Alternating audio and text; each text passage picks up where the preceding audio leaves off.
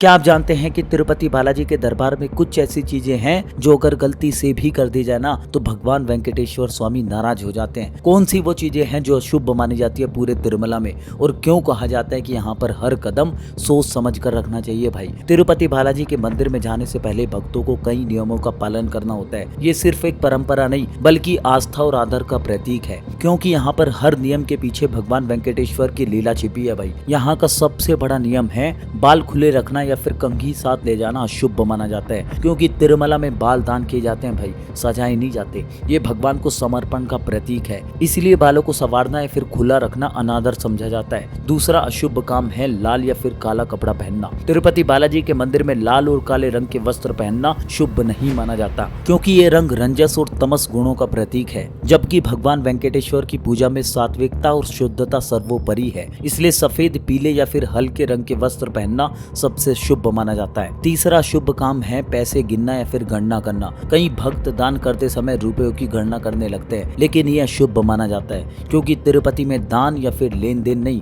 भक्ति का त्याग होता है। भाई, यहाँ पर दान किया जाता है, भाई वो भी दिल से, गिनती से नहीं। चौथा शुभ काम है भगवान के सामने इच्छा मांगना, और वो भी गलत तरीके से। अगर आप भगवान वेंकटेश्वर के सामने जाकर केवल स्वार्थपूर्ण इच्छा मांगते हैं ना, तो कहा जाता है कि भगवान मौन हो जाते हैं, क्योंकि यहाँ पर मांगने से ज्यादा समर्पण को महत्व दिया जाता है। इसीलिए भक्त पहले धन्यवाद करते हैं, फिर वरदान मांगते हैं। पांचवा शुभ काम है प्रसाद को मना करना या फिर फेंक देना। तिरुमला में दिया गया लड्डू का प्रसाद भगवान का आशीर्वाद होता है। भाई, इसे मना करना या फिर किसी कारण से फेंक देना बहुत ही बड़ा अपमान माना जाता है, क्योंकि ये सिर्फ मिठाई नहीं, स्वयं वेंकटेश्वर की कृपा का प्रतीक है। तो जब भी आप तिरुपति बालाजी के दर्शन के लिए जाए तो बस इतना याद रखना कि वहाँ पर हर नियम, हर परंपरा भगवान की उपस्थिति का अनुभव है। सिर्फ दर्शन ही नहीं, श्रद्धा और शुद्धता भी साथ लेकर जाए, क्योंकि जो मन से पवित्र होता है ना, उसे वेंकटेश्वर स्वयं आशीर्वाद देते हैं। अगर आप भी बालाजी के सच्चे भक्त हैं तो इस वीडियो को शेयर करके और कमेंट में बस इतना लिखना कि गोविंदा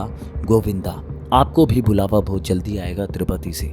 जय हो बालाजी महाराज, जय वेंकटेश्वर धाम।